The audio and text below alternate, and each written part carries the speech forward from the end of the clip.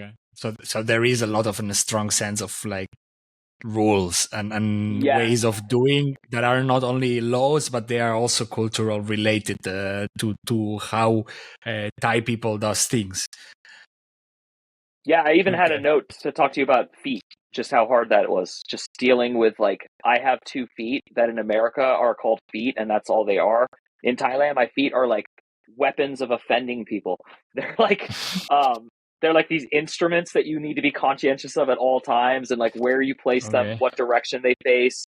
If you need to know the age of people in a room so that your feet aren't like offending the older people. And if like there's all old people, you might want to like tuck them. Like there's just like, and no one's going to tell you these things. They're just going to say, I really wish I could remember the word they called white people because it was what I was called all the time. It'll come to me, but they would just say like, oh, he's that. And like, that's why he's doing it. But it wasn't like, that's okay. It was like, that's really rude. He didn't take the time to learn our culture. And so I did take the time. But the first time I didn't point my feet the right way is when I started learning all that. Like, Yeah. Learning by by finger pointing at you, no, probably. yeah. I see, I see. You said something curious though. That's a funny thing. Like everything started with the trip in Greece and in an island, no, for yourself, and like trying to, like it triggered. Also, you said like your parents were well traveled, which I think it's something that also marks a lot. If you travel with your parents when you're a child, and then you start sparkling this curiosity of seeing. Were you though interested in living abroad, like, or it was, oh, I want to travel and like be a tourist and discover as many places as you want to discover, but was it an objective in your life to be living abroad really, like at Yeah. the end it happened, but A very strong one, and I don't have regrets, and I don't want to go back. I have a beautiful family. I have 3 children, 2 with my wife and 1 with the woman we were talking about, and I love them, and I'm glad that my life worked out the way it did. But I did always want to live in a foreign country, and now that I've done it, I still would want to do it if I was young, but I would not want to do it at my current age or older because um, it's when you're young, it's easier to be alone and deal with the feelings of loneliness, I think. Whereas when you're older, you just know how much that sucks and you don't want to like, so it would be like much harder to move somewhere. And also, if I moved somewhere with my wife who speaks English, we wouldn't be living in a foreign country. We would both be like talking to each other in English all the time, going out and like feeling like these people don't get us. It'd be like, it's not I've never heard a good story of like a couple who moves to another country in that like way. You have to really. It's a young person's move, in my opinion. So, but I did. I always wanted to live in a foreign country. I wanted it to be a Spanish-speaking country because I had a leg up on that because I grew up listening to my relatives, so I had a good ear for Spanish. And also, I'm attracted to the Latin American like vibe, like that kind of like. My mom is part Cuban and from Tampa, Florida, so I just kind of like Span. It's from Spain, but I like that mm, architecture, that vibe. I don't. I never had a specific country, but I know that that was like my dream. And then I've spent a ton of time because of the school I worked for. They would fly me to London a lot in England, and I would go to Ireland and other English speaking countries, Canada. Um, and that would, that sounds like annoying. did you consider at some point staying more permanently in Thailand without this back and forward? I mean, you increased, no, you start with 1 month, 3 months, 6 months, whatever. It was a moment where you were saying, "Oh, maybe I live here for Oh no, some yeah. rest of your life or not." So we got married in 2013, the very end of it. It was literally December of Mm, 2013. And we had a plan. We had an agreement, my wife and I. We were going to move to Thailand permanently in 2019.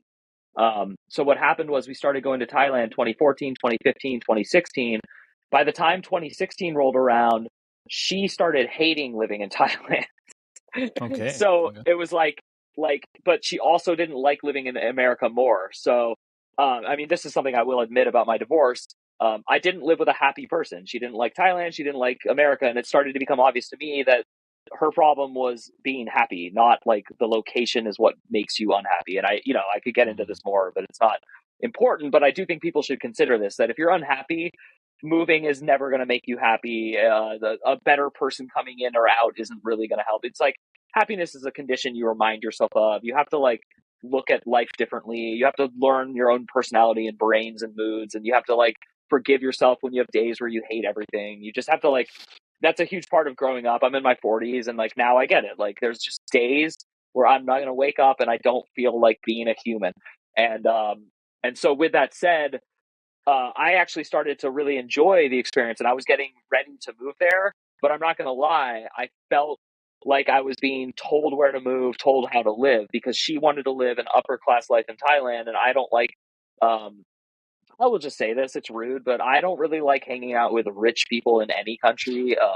I just don't. It doesn't mean I don't like wealth, I don't like money, and I don't respect people who have money. But there is a type of person who self-identifies as rich. I don't want to be around them. This family would just point out how expensive things were. They would tell me like how poor other people were. We would drive through the countryside and they would like say like, oh, those poor people. And I would look at them and say, oh, those people who have no rights, no vote, and like who are second class citizens working for a Yeah. king. You know, like my brain is going like American all over. So yes, I did want to live there longer, and I did, and I would. Thailand is a really cool country and culture. Speaking the language opened up a huge, wide window of like opportunity. It's called the land of smiles, and it's not fake. And if you're an American and you love smiling, which is what we're famous for, like British people don't smile, Canadians don't smile as much as we do, Australians come close, but you know, it's like we are famous. Hate us as much as you want, but we smile a lot and we kind of need it. Thailand is your place. It is the only Asian country where it's appropriate and nice and rewarded to smile at others. And it's like, it is a great feeling. It really is a warm culture. They love making fun of themselves and you, which I love. It's a very like sense of humor driven culture. And would say again, at the risk of even my future flights there and going there, you do have to take your American uh, First Amendment right to speech and like all that and just throw that away. If you're going to Thailand, that is a country that will throw you in jail, and they don't need to call a lawyer and they don't need to tell your family. Like you need to like really get that through your head if you're going to Thailand. I would just say that to any young American. That makes sense. I mean, that happens in a lot of places, actually. So I mean, it's not only Thailand. yeah. Well, that's what, going back to my experience in the school, that was what I would really learn, that Americans are full of warm naivety. Like it's a very like loving naivety, and it gets mistaken for being stupid and idiot and ignorant. It's actually a cultural thing that we like say, like assume the best out of people, put your hand out when you meet someone, smile, get to know them. Like we just have this built in. And yeah, and so Americans would push back a lot from me and say like, that's not true, Koreans wouldn't say that about, and I'm like, no, you don't get it. Like all these countries don't like immigration, all of them. They don't want you there. They have very strict laws. Thailand doesn't even allow it. They have an O visa for adults over 55, but I had no opportunity for citizenship, never, not once. No, I am not welcome. I am not allowed to join their culture ever. And I'm not saying this in an anti-immigration sense. I'm just saying Americans have a really weird idea of like Statue of Liberty, open your arms. Like it is, yeah, as you know, and as you just said. So, Uh, you maybe moving a little bit to the language barrier part, because you said that you learned some Thai, which I assume it's not an easy language to learn at all. yeah. How was that experience? How much time did it take? How did you do it? Is it easy to use it at all? I don't know the language at all, actually. So, how was the experience for you with the language? Yeah, so I speak French and I speak Spanish at a level of like cultural fluency is what I call it. Able to get a by. I could move to France tomorrow and no one would want to have like a deep conversation with me, but I would have no problem getting groceries. You know, I could talk to a police officer if I did something wrong. Same with Spanish, but a little lower. Thai, as someone who studied language and taught language, so Thai is a tonal language, much like Chinese and Vietnamese. Unlike Chinese, which has 4 tones, and unlike Vietnamese, which has 6, Thai has 5. So the hardest part for me, and what will always be the hardest, is hearing and saying tones correctly, because the difference between like white and the difference between like mountain is a tone. It's not like the word. So in Spanish, you can just memorize like como. It means how. And if you say como, there's only one O sound. O. That's Spanish. Mm. Spanish has 5 vowel sounds. So when you study languages, you look at phonemes, sounds. So English has 41 phonemes. We use 40 because we don't make the sound anymore, but we had 41 for most years. I forget how many Italian has and Greek, but every language has a set number of phonemes. Thai Mm. has 72 phonemes and multiple characters that make the same sound, but depending on the king's rules for writing.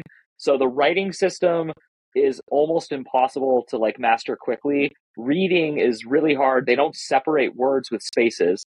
Um, and then you ask questions by putting a question marker tone at the end. So you don't know Mm. if it's a question until you hear the very last word.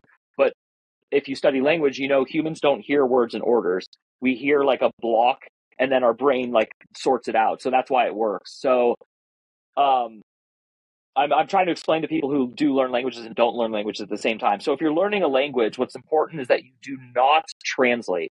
That does not mean you're learning a language. So if you go, I am hungry, and then you go, yo tengo hombre, like that's not actually speaking Spanish. That's translating from your native language into another language and then speaking it.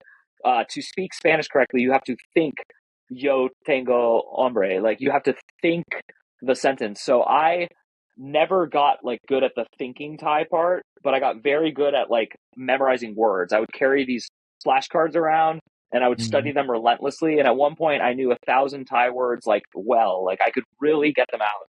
And if I said them 5 times, the person could figure out the tone.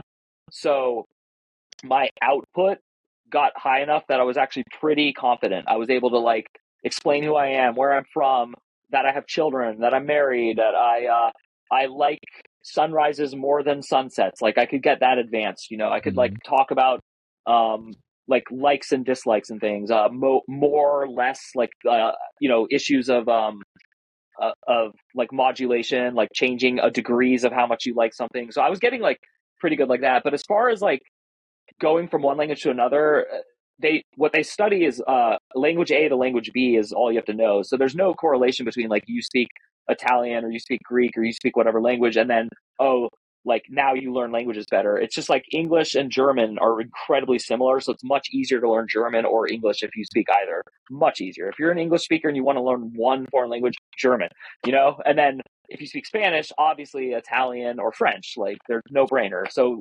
knowing Spanish helped me learn French and vice versa. And it confuses me sometimes because they do have like weird not meeting things, but as you know, so Thai is kind of a breath of fresh air because there's no confusion. You're never going to like worry that you said like an English word in Thai or anything like that. But it took 3.5 years to get to a level that I think I could have gotten at in 1 year in Spanish, and it's entirely because of tones. I still have so much trouble with 2 of the tones. They just sound the same to me. It's so hard. There's 5. I can easily get like the 2 really weird ones, and I can easily get the main one. But the 3 that are like around the main one, they just all sound the same to me a lot. You also have to get used to speaking like a cartoon character. Like if you want to make a high tonal sound, you have to make a high sound, and that sounds effeminate in English. Like no matter what, you sound like a girl would talk, and that's not how a man would talk. And this is independent of gender and code switching and trans issues. This has nothing to do with that. This has to do with like everyone in America doesn't speak like a little girl would be for a reason because Mm. you adopt like your tone, but that's not true in Thailand. To get the high tone, everyone gets the high tone. And you need to arrive to that tonality, so it's also required for speaking. It's not that you need to do it, but that's very interesting actually. Like, Yeah. um, maybe one last question before we jump to the next section. I would ask you, what about the day-to-day challenges? Like I assume like the rhythm is another between US and Thailand. Things happen at another speed. And because I don't know, I lived in Germany, I lived in Greece, and between Germany and Greece, for example, things change and it's still Europe, but life in Greece, much more calm, much more relaxed. Everything happens, and if it needs to happen, it will happen. While Germany, it's a little bit more like rhythm and structure, or whatever. Maybe not structure, but in the sense like things needs to be promoted to happen. In Greece, everything it's like if it happens, if not, not. I don't know, how is the day to day like life in Thailand? Is it more like in the relaxed side of it, or it's more like in the hardcore lifestyle? That's a really good question, and I have to separate Hua Hin and Bangkok again. So Hua Hin is if you're in Thailand, it's famous because it's where the king built his palace. And I forget which king, Yeah. but I think the most famous king, Chulalongkorn, who went to the West and modernized the Thai government. He brought parliament to it. He's their hero. Their their Oxford is named after him. So if you Mm-hmm. go to Chulalongkorn University in Bangkok, that's like the number one school, and he really is cool. I've read a lot about Thai history because that's part of when I decide to learn a language. I think it's equally important to learn the culture along with it because I was a language teacher and that's how I taught English to people. Is well, you got to understand why we say like the cat's out of the bag. Like you can't just teach someone an idiom. You got to like explain it. Yeah. So uh, and so Hua Hin had a tourist vibe to it. It was like a very like we're here to allow Thai people and Western people to have like an interesting vacation. There's like a big shopping mall and stuff like that. Bangkok is like we're competing with other cities. We're competing with Tokyo. We're competing with like the major cities, and it's like an industrial city, and it's the same size as New York. It's 12 million people. It's got a similar amount of like skyscraper. Like it has a very New York City vibe to it. Very. Here's Mm-hmm. where I would say Thailand is very different from, like, as I've been to big cities in every European country, I've been to enough that I would say the biggest difference is the approach to food. Um, it's much more, it's much like food is like really important still. I don't like, it's very hard to explain this, but like, they're not overweight. It's not the way Americans like overeat and like food is very important to us. It's not like a messaging on TV thing. It's like a real like the way you show love, the way you receive love is like food. So like sharing food, ordering in any restaurant or environment and food, like you just order tons of food. You grab as much as you want. It's okay to take like every single one out of like the bowl before anyone else has it because you just order more. Like it's that didn't change in either city, so I would prefer to talk about that because that's like a answer to like Thailand. Whereas otherwise, much like America has 50 states with like even in a state you could go to like North California and see how different it is from South California. Mm-hmm. So I would say that like Bangkok is a big industrial, smelly, fast. Don't cross the street at the wrong time. Like motorcycles everywhere, people like bicycling, just like totally reminds me of New York City, totally does not remind me of Tokyo, does not remind me of like clean, like Korean city, like Seoul, like that. Mm-hmm. Eastern Asia is very different from, I would say, like Thailand and Vietnam are much more similar. I have not been to China, but I know enough to know that it's, a different kind of place. So I always warn people, like, you already said it. You said South Asia. Like most people who travel to Asia know to start referring to parts of it. There's no Mm-hmm. Asian monoculture. So Thai, what separates them, I would say, is a sense of humor, which in turn affects like the way you share food and buy food and talk about food, which in turn affects like even the way you drive and like deal with like car accidents and things like that. But Bangkok had like a pace that was very Western to me, like very like, move, go where you're going, very like economically driven, buy, lots of stores. Yeah.